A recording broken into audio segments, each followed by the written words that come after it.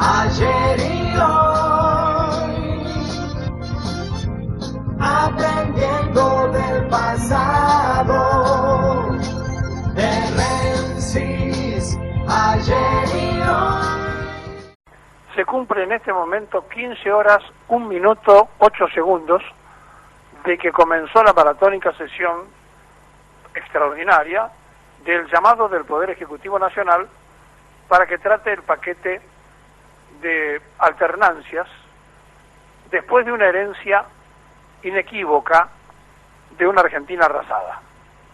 Están cerrando ya su participación los presidentes de bloque, en este momento está hablando Negri, tratando de explicar lo inexplicable, tratando de decir que se atenta contra la democracia, le falta agregar la libertad, le falta decir todo lo que hemos escuchado siempre, la República, olvidándose que hace 10 días fueron copartícipes necesarios del peor gobierno del siglo XXI. Frente a esto, porque todo tiene que ver con todo, hoy es un día de bisagra histórica. Usted puede elegir el 20 de diciembre que usted quiera. ¿Qué es lo que está pasando en el Parlamento? Están hablando, terminando ya de cerrar antes de la votación, que ustedes van a escuchar, están hablando aquellos que fueron parte de un 20 de diciembre y otros que no fueron parte, pero son herederos de otro 20 de diciembre.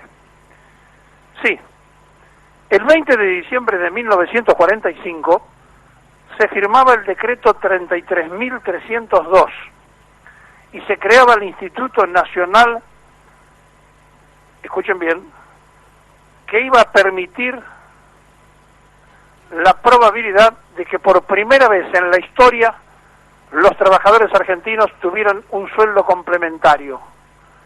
Se creaba el aguinaldo. Era el 20 de diciembre de Juan Perón.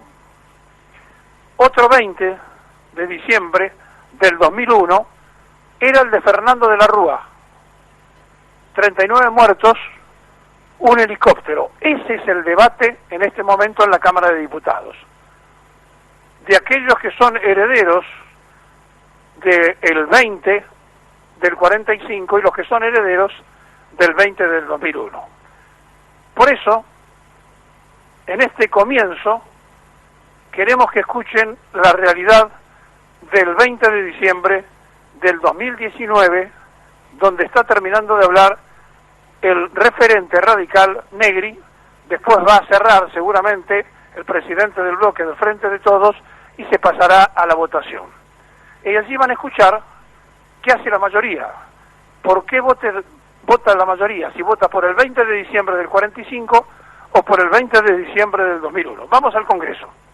Tarifas atrasadas, algunos de nosotros creíamos que iba a otra velocidad, pero a ustedes Diputado Negri. le queda una recuperación de la tarifa. Perdóneme, presidente, 16 horas, y hablo en nombre de toda la oposición. Que no, está mintiendo, son 15 horas, 4 minutos y 7 segundos, Negri.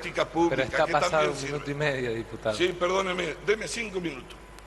Hoy ya no hay un tipo de cambio atrasado. Cuando nosotros gobernábamos y éramos minoría, se cerraba con 20 minutos. Hoy Vaca Muerta produce el triple que en el 2015. Tiene 20 minutos cuando tienen 15 los presidentes de bloque, dicen, cuando nosotros éramos gobierno. No son más gobierno, Negri. $50.000 por día pagaba ese gasífero, ¿no? Ya no hay corte permanente en los hogares. Hay más jubilados y pensionados. Aumentaron las aguaches. No quiero nombrar más, no es una carrera de propaganda.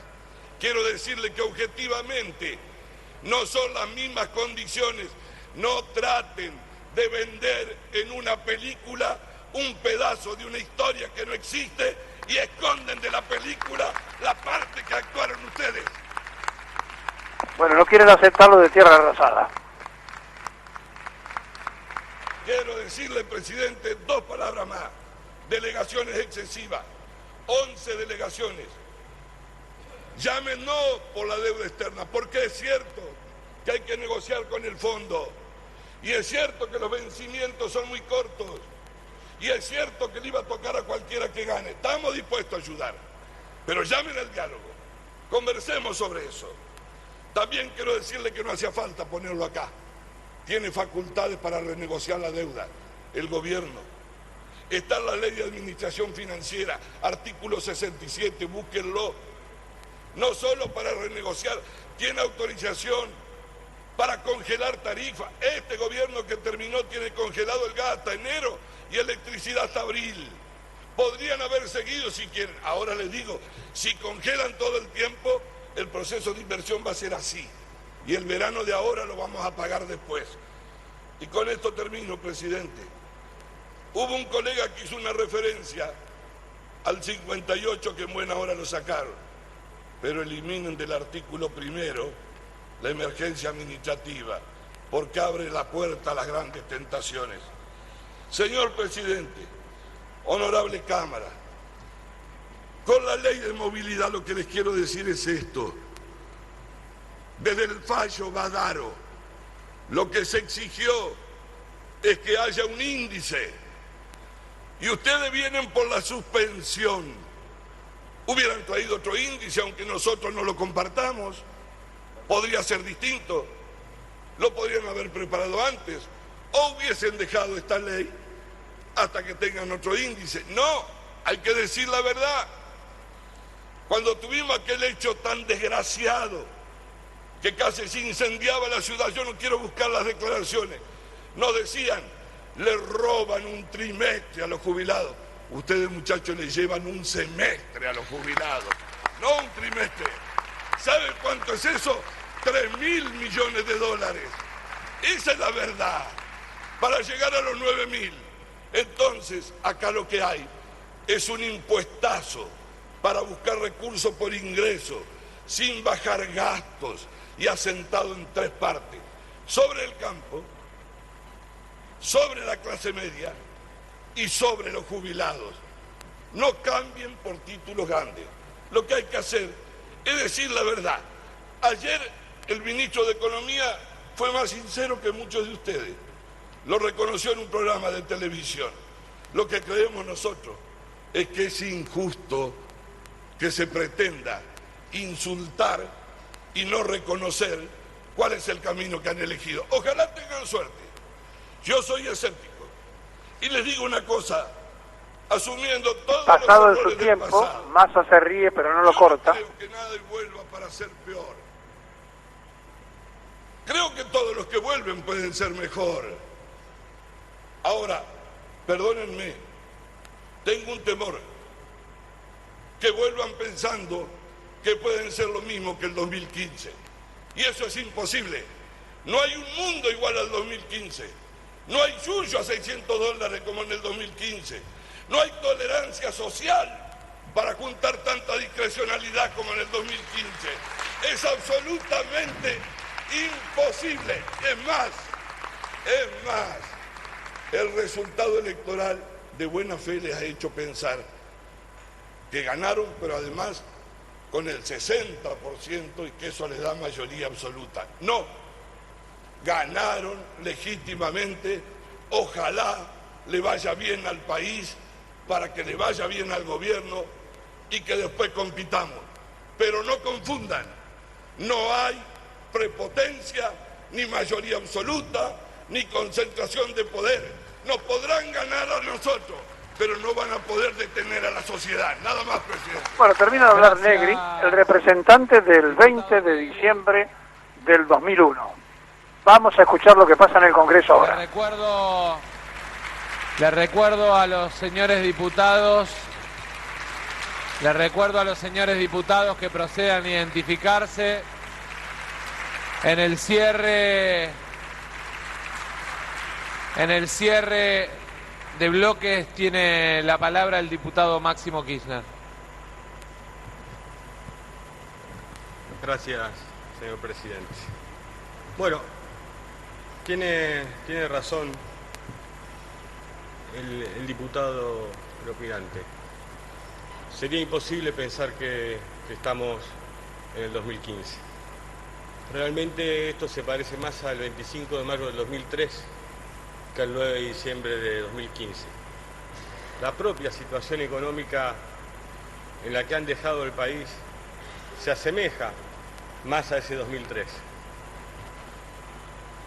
Basta recordar solamente el cuasi default de la CUNSA en medio de las elecciones. Pero más allá de la verborragia, de los tonos, de la injundia, los números son números. Y la verdad que cuando pasaron las PASO, siempre recordé una frase del expresidente que decía que la elección no había sucedido. Y a veces cuando uno escucha, con mucho respeto obviamente, voces del hoy bloque opositor,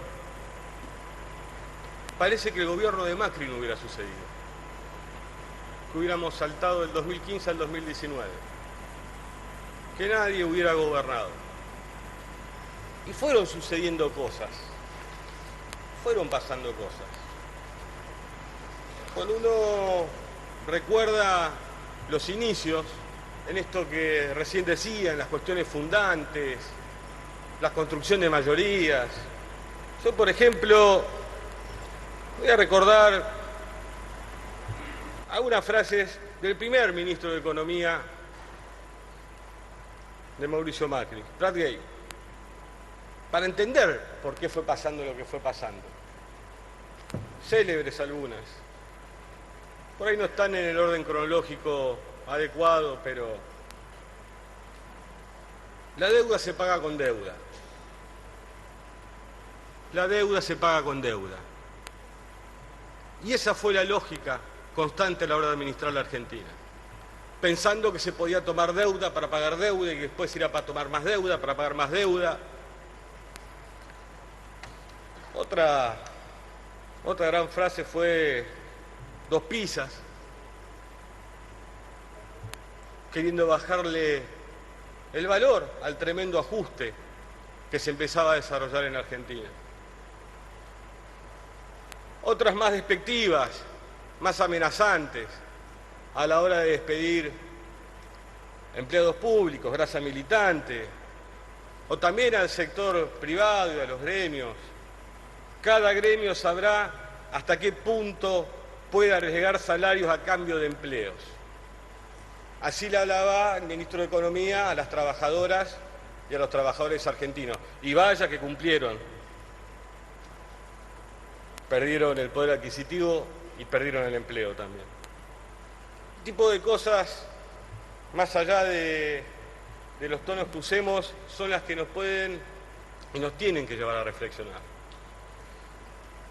Uno escuchaba que no había argumentos serios, que no había argumentos sólidos, lo decía, creo, el diputado que era miembro informante.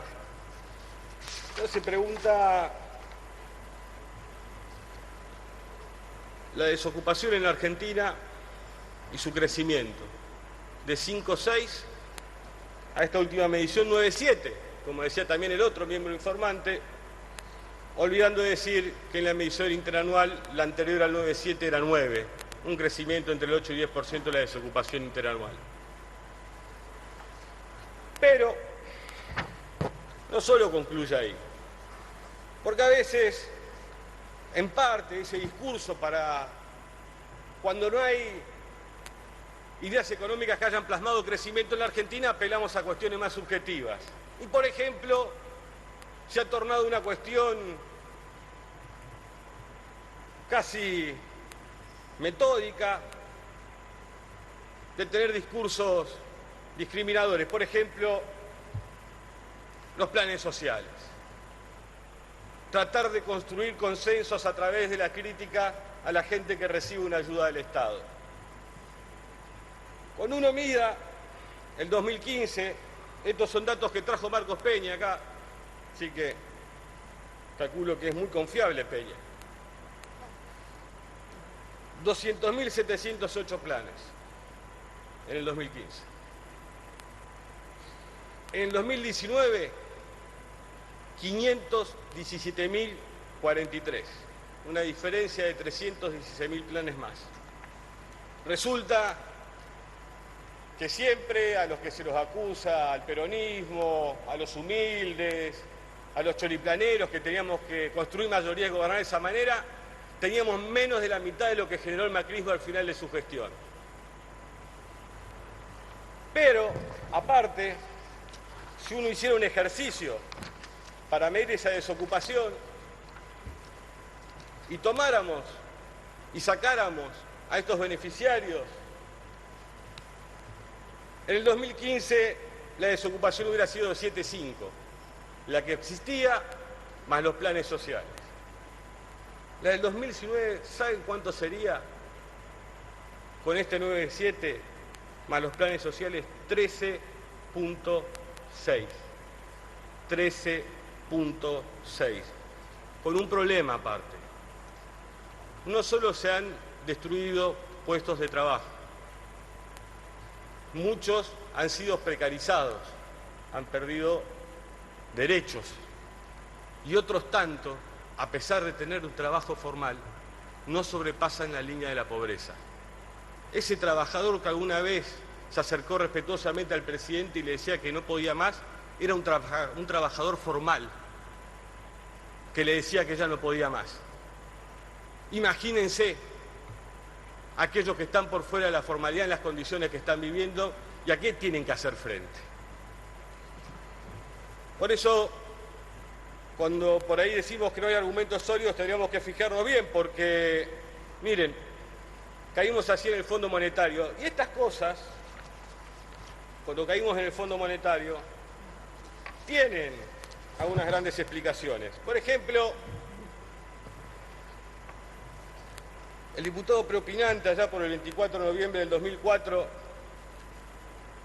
decía que se hablaba de una quijoteada, que había como una quijoteada, que alguien tenía intenciones de pagarle al Fondo Monetario Internacional 9.800 millones de dólares.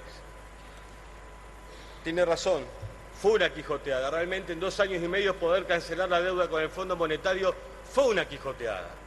Habría que ver cuál es el nombre que le ponemos al haber endeudado al país en solo 2 años con el Fondo Monetario Internacional con 44.000 millones de dólares. Pero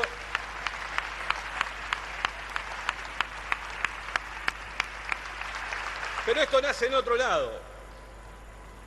Cuando discutimos fondos buitres en este Congreso, a mí me tocó hacer uso de la palabra la primera vez y pedí que negocien mejor. Porque nos habían puesto en una posición como si nosotros dijéramos que no había que pagarle, cuando esa deuda defolteada que habíamos recibido había sido negociada en un 93% y solo quedaba el 7% restante denominados buitres.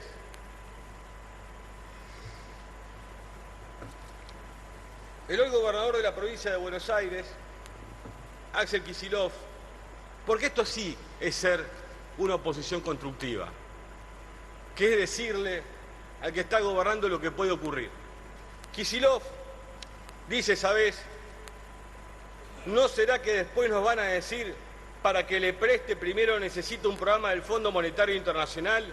¿No es esta la vuelta al Fondo Monetario Internacional encubierta? ¿No es este el camino del reendeudamiento y sobreendeudamiento de la Argentina? Y fue lo que pasó. Y no porque sea o vea el futuro, sea Nostradamus. Análisis y experiencia. Porque muchas veces nos quisieron ubicar en un lugar donde son muy ideológicos, más ideológicos que el gobierno que se fue a la hora de implementar políticas económicas no hubo. Esto es lo que hay que tener claro. Y terminamos en el Fondo Monetario Internacional. 44.000 millones de dólares, que para aquellos que he escuchado durante esta sesión y respeto su opinión, este Congreso no pudo decir ni mu. 44.000 millones de dólares, ni mu. Nadie pidió que esa deuda viniera acá. Pero, aparte, esta cuestión institucionalista que a veces es como un traje que nos ponemos cuando nos conviene y cuando no nos conviene lo dejamos. Depende de lo que esté pasando, es un traje, la defensa de las instituciones. Toto Caputo, el Messi, lamentablemente para los argentinos no fue el Messi de Barcelona, y Guido Sanleris, quien le siguió, hasta el final del 10 de diciembre, nunca tuvieron un acuerdo del Senado. Nunca. 2 presidentes del Banco Central de la República Argentina que rifan las reservas argentinas sin acuerdo del Senado. Digo, porque hoy estamos como con el Congreso, ¿qué pasa, no pasa? Bueno, esta gente nunca fue al Senado y dilapidaron años de futuro de la Argentina. Es un ejemplo solamente de este tipo de cosas que fueron sucediendo. Pero recién decía el diputado preopinante, miremos la Argentina y sus vencimientos de deuda. Mirémoslas desde el 10 de diciembre de 2015 y mirémoslas desde el 10 de diciembre de 2019, estos 4 años que tenemos por delante. ¿Cuánto debía la Argentina al 10 de diciembre de 2015 para estos 4 años que tiene por delante el presidente Alberto Fernández y cuánto le deja Macri?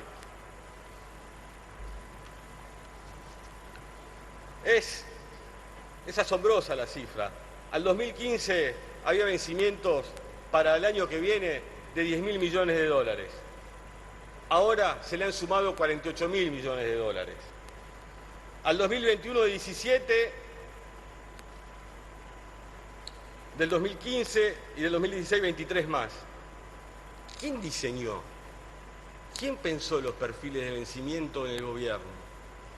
¿Quién pensó que la Argentina realmente podía afrontar este tipo de deuda? Alguien lo tiene que haber pensado.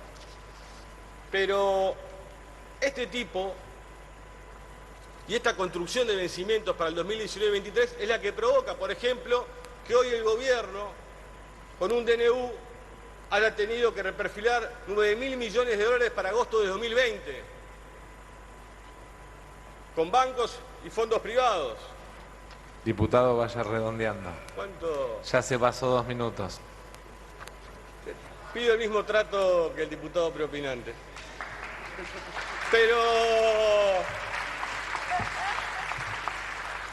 Pero si podemos verlo de otro lugar, el tema de la deuda, ya voy a ir terminando, teníamos mucho más para decir. Por ejemplo, deuda en moneda extranjera versus exportaciones, 212% en el 2015, 335,10 ahora. Datos de Hacienda, son datos de Hacienda. Deuda externa de la Administración Central versus PBI, el peso en el 2015 era 13,90, hoy es del 40,10, 3 veces más. Los intereses pagados en relación con el PBI de 2 puntos a 5 puntos. Los intereses pagados contra los recursos tributarios de 7,90 a 21. Podría seguir. Y todo esto se vio agravado, toda esta política económica desaguisado. Un día contraían la política monetaria, otro día la expandían, nadie sabía muy bien de qué se trataba. La peor parte de todas es cuando, por ejemplo, en marzo de este año, el presidente dice, si ganamos iremos en la misma dirección, pero lo más rápido posible. En la misma dirección, pero lo más rápido posible. Pasan los días, 8 de abril del 2019, la Argentina tenía 66.000 millones de reservas. 9 de abril entra uno de los préstamos del Fondo Monetario, 77.000 millones de reservas. 15 de julio tenía 63.000, ya se habían ido 14.000, entra en el 16 de julio otra vez, más. Se comen más de 35.000 millones de dólares en 4 meses en la Argentina en reserva para bancar una campaña electoral que terminaron perdiendo. Después, y para completar todo, un día después de la elección se levanta el presidente y pone a la Argentina de cabeza. Actúa irracionalmente una conferencia de prensa que a los 2 días nos dice, miren, quiero pedirles disculpas por lo que dije en la conferencia del lunes. Cuánta irresponsabilidad cuando se pide tanta acá muchas veces. Dudé de hacerlas porque todavía estaba muy afectado por los resultados del lunes. Imagínense, si un presidente estaba afectado de esta manera, cómo está afectada la gente todos los días en su casa cuando no puede darle de comer o no puede mejorar la calidad de vida de su gente. Diputado, vaya cerrando, por favor. Voy cerrando. ¿Saben lo que es un superpoder? Pensar que la inflación se resolvía con un chasquido de dedos. Esos son los que creen que tienen superpoderes. Personas que se creen designadas por alguien para poder solucionar los problemas de los argentinos. Y ahora nos quieren decir que las medidas por ejemplo, para las pymes no son necesarias, les abrieron las importaciones, les subieron las tarifas, no tienen a quién venderle, la tasa de crédito pasó de un promedio del 33 al 66%. Yo lo digo en serio, yo acuerdo que tiene que haber políticas públicas. Argentina es importantísima, pero miren, son tantas cosas, voy a cerrar rápidamente. Reforma previsional del 2017, tuvieron que sacar un bono de 750 pesos para poder sentar a los diputados para sacarle, según las propias palabras, más de 100.000 millones de pesos a los jubilados. Un bono de 750 pesos y de 375 para aquellos que habían accedido a la jubilación vía moratoria, para aquellos que había jubilados de primera y de segunda. Ese fue un claro ejemplo de jubilados de primera y de segunda. Para terminar, soy muy respetuoso, siempre lo he sido, 5.000 pesos Diputado. en diciembre. Bueno, vamos a terminar, está bien, no entiendo, vamos a terminar. Diputado, ¿sabe qué? Yo coincido en todo que tiene que haber políticas públicas, pero ¿sabe qué importancia tiene el Estado?